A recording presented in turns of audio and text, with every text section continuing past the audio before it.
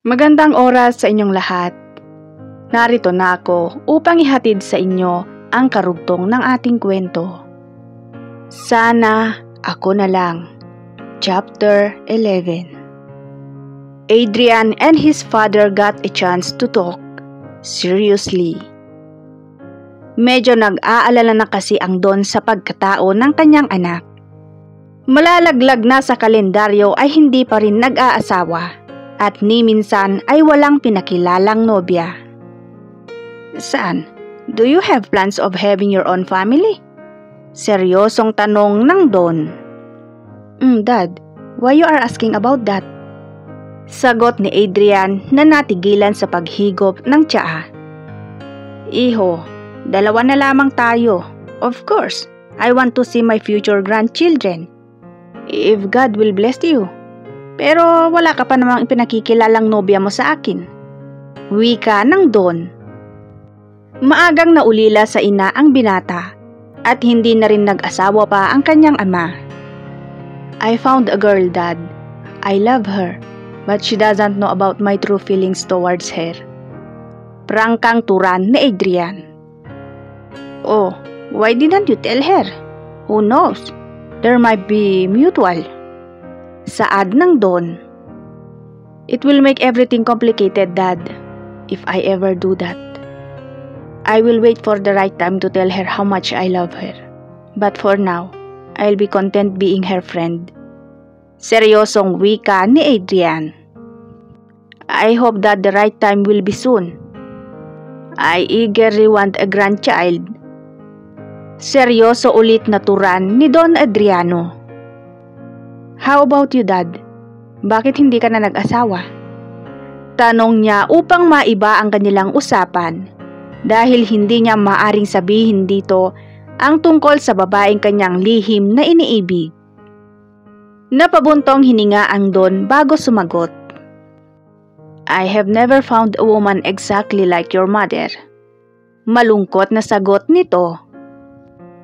Dad, nag-iisa lang talaga si Mami. But you could have someone who can stand beside you. Hindi naman ako tutol na mag-asawa ka ulit noon, di ba? Turan ng binata. Yeah, you're right. But I can't force myself to remarry. She's the only one, and I want to stay faithful to her, even if she's no longer here with me. That's how much I love your mother. Seryosong turan nito. Siguro kung nag-asawa ka, may brother or sister ako ngayon. Saad ni Adrian. Iho, I don't have a plan anymore. I will just wait for you to get married and give me grandchildren. As many as you want.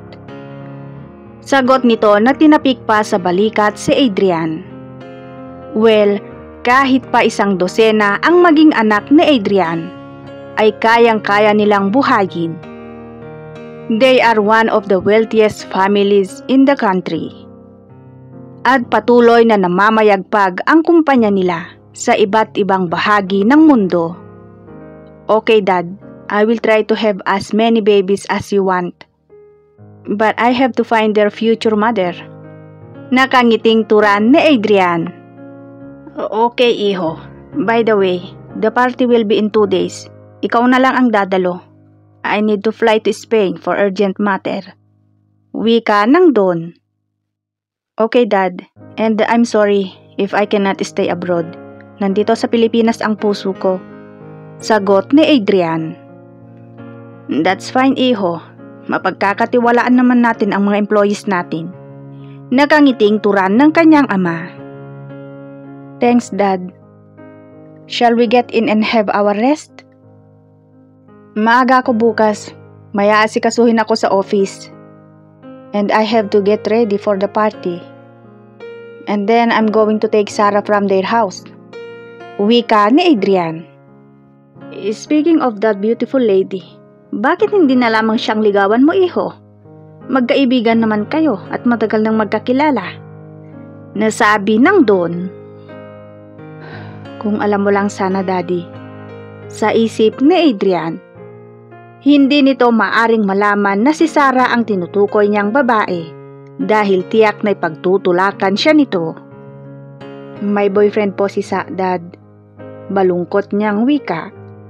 Oo nga pala, it's Rafael, right? But wait, Iho. He has a girlfriend. And if I'm not mistaken, they were living together. At pinaplano na nila ang kasal. Don't tell me she doesn't know about that. Turan nito. Panibagong usapan na naman kung patuloy niyang sasagutin lahat. I don't know, Dad. I don't want to interfere with their personal life. Baka ako pa ang mapasama. Seryosong sagot ni Adrian. That's good, Iho. Tinapik nito sa balikat ang binata at saka naunang pumasok. Nasuntok ni Adrian ang pader dahil sa galit. Muli na naman nabuhay ang galit niya para kay Rafael. You're such a fool and stupid, Rafael. Hindi maaring habang buhay mong lokohin si Sarah. Hayop ka. Tiimbaga niyang sabi. Kuyom ang kanyang kamao na pumasok sa loob ng mansyon.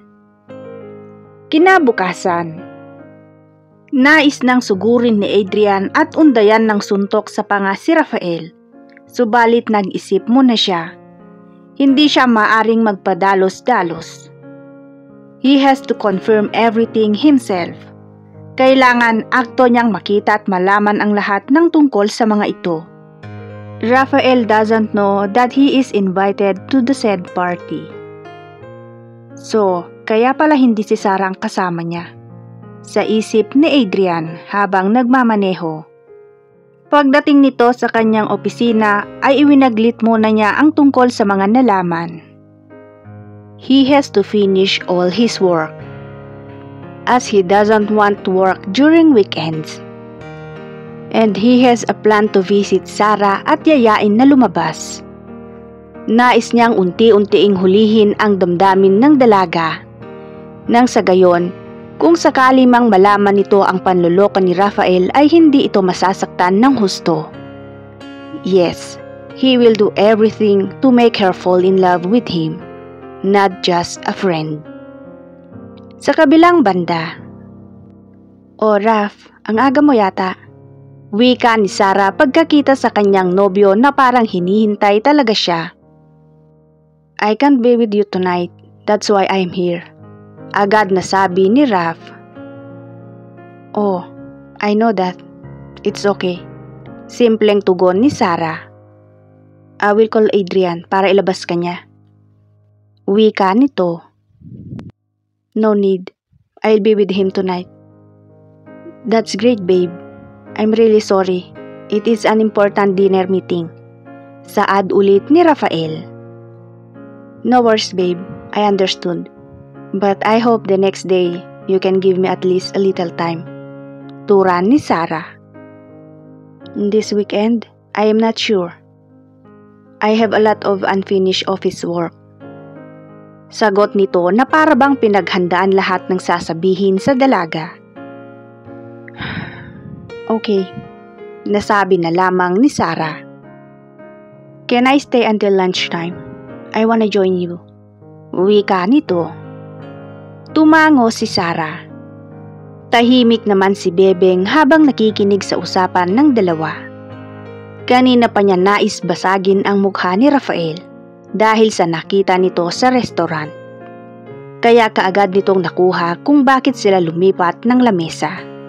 And palihim nitong kinunan ng video ang dalawang nagsusubuan. Baby Sa, doon muna ako sa baba ha. I-check ko ang mga kailangan pang gawin.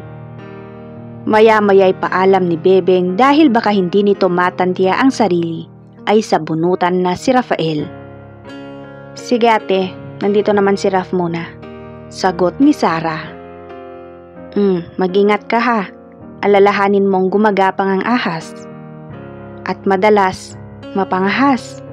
Minsan, tahimik upang pagtakpan ang tinatago nilang kamandag. Malamang turan ni Bebeng sabay simpleng tingin kay Raf. Saka tuluyan nang lumabas. Inumpisahan ng dalaga ang kanyang mga kailangang tapusin. Dahil tiyak na mapupuyat siya sa party kahit pa isasama lamang siya ni Adrian. Kung kaya't hindi siya maaring magpahatid anumang oras niya gustuhin. Tahimik namang pinagmamasdan ni Raph ang dalagang abala sa pagguhit. Hindi ka ba naiinip? Maya-maya'y tanong ni Sarah sa nobyo. Don't mind me here, babe. I am fine. Sagot nito na sinundan ng konting ngiti. Ipinagpatuloy ng dalaga ang kanyang ginagawa. Minsan ay sinusulyapan niya si Raph at nahuhuli itong napapangiti habang abala sa cellphone nito na siyang nagpapakunot sa kanyang noo. Makalipas ang ilang sandali. Babe, do you want pizza for a snack? Tanong ni Raph. Adrian is on his way here. He bought some for snack. Tugon ni Sarah. Kakababa lamang ng dalaga sa kanyang cellphone matapos basahin ang text ni Adrian. Napatango na lang si Rafael at hinintay dumating ang kaibigan ni Sarah. He is not surprised at all seeing Adrian in his girlfriend's office. But the feeling he feels inside are killing him silently. Hindi ito makatingin ng diretso sa kaibigan ng katipan. He knew about Adrian's real feelings for Sarah, and he's sure that he will do everything for her. Unlike him, always making excuses when his girlfriend misses him. At ang higit na ikinababahala nito ay kapag nalaman ng dalaga ang kanyang lihim na panloloko. They had snack together, pero walang kibuan ang dalawang binata. Habang panay ang tawa ni Sarah at Bebeng sa mga biro ni Adrian. And that what's make Rafael feel guilty. At alam nito sa sarili na kahit kailan ay hindi tumawa ng ganoon ang dalaga since they became friend. At kahit pa nang naging sila. Ibang-iba ang saya ng dalaga at ngayon lamang nito nakikita iyon. Pagkatapos ng snack nila ay nagpaalam na rin si Adrian. Hindi pa rin kumikibo si Raph kahit wala na ang kaibigan ni Sarah. Para bang naumid ang kanyang dila. Are you okay? Tanong ni Sarah dito. Saka pa lamang nito nakuhang ibuka ang kanyang bibig. Yeah, I'm okay. Tugon nito. Naiinip ka na yata rito. Is Adrian always doing this? I mean, make you laugh like that? Usisa nito. Yeah, almost. He always finds a way and makes time to bond with me. And nothing wrong with that, cause he is my best friend. Isa pa, lagi namin kasama si Yaya Babes. I still don't want you to feel anything or think that I am cheating on you with my best friend. Seryosong turan ni Sarah. Lalo tuloy itong na-guilty. Siya nakasintahan ng dalaga ay hindi iyon nagagawa. Laging business trips at meeting ang alibi. Tuwing gagawa ng kalokohan kasama ang babaeng matagal nang tinatago. Baby Sa, babalik na ako sa baba ha. Paalam ni Bebeng maya-maya. Dahil nang gagalaiti pa rin ito sa pagmumukha ni Rafael. Sige lang ate, dadaanan ka na lang namin mamaya for lunch. Sige. Lumabas na ito na hindi man lang kinibo ang lalaking kasama nila. Raph felt those gaps between them. Ramdam na ramdam niya iyon the way Bebeng looks at him. Lumipas ang oras. Baby Sa, pwede bang doon tayo kumain sa kinainan natin last time? Kasama si Sir Adrian. Gusto ko kasi makita yung dalawang nagsusubuan doon eh. Hindi mo kasi nakita. Ang sweet nila, grabe. Baka nandun sila ulit today. Patutsada ni Bebeng habang lulan sila ng sasakyan.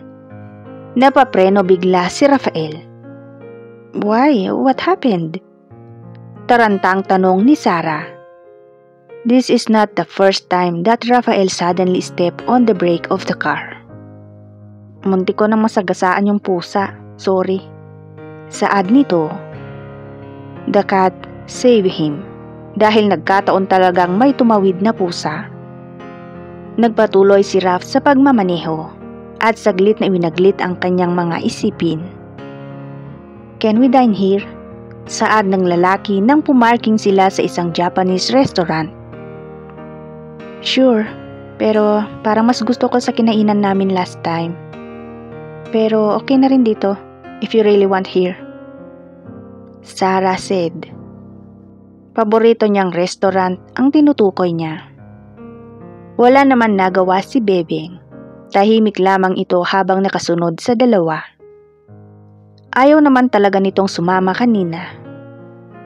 Subalit ayaw nitong pabayaan si Sarah sa mga kamay ni Raf. Magtitiis na lamang muna. Kahit kanina pa nito gustong ratratin ang lalaki. Pakiramdam nito ay kumukulo pa rin ang dugo niya. Kung hindi lang kay Sarah ay hindi siya kakain, lalo na at si Rafael ang magbabayad. Sayang, wala dito yung lovebirds na nagsusubuan. Muling parinig ni Bebeng. "Ha? Sino bang tinutukoy mo, Ate Babes?" "Yung mga nagsusubuan doon sa restaurant na kinainan natin noong nakaraan. Ang tagal mo kasi sa comfort room, kaya di mo nakita." Hindi magawang magsalita ni Rafael. Pagkatapos nilang kumain ay nagpahatid na sila agad sa butik. Hinatid na lamang sila ni Raf at hindi na sumama pa sa loob.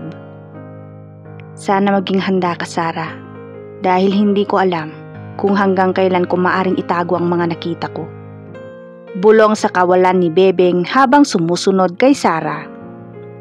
"You're saying something, Ate Babes?" "Ha? Wala. Kinakabisado ko lang yung lyrics ng kanta." "Anong kanta?" "Yung One Friend, oo yun." "Okay, sasama ka ba sa taas?" "Oo, wala nang sawa eh." "Ha? Anong sawa, Yaya?" "Ha? Sabi ko, wala na akong gagawin dito sa baba. Ikaw talaga, baby girl. Mamaya maglinis ka ng tenga, ha?" "Akala ko may sawa na dito sa butik." "Meron kanina, umalis lang. Tiyak pupunta yun sa lungga." Pabulong na sabi ni Bebeng saka mabilis na sumunod kay Sarah. Ano ang mangyayari sa party na dadaluhan ni Sarah at Adrian? Dito na kaya mangyayari ang kinatatakutan ni Adrian. Ang mabuking ni Sarah, ang panloloko ni Rafael. Abangan ang susunod na kabanata.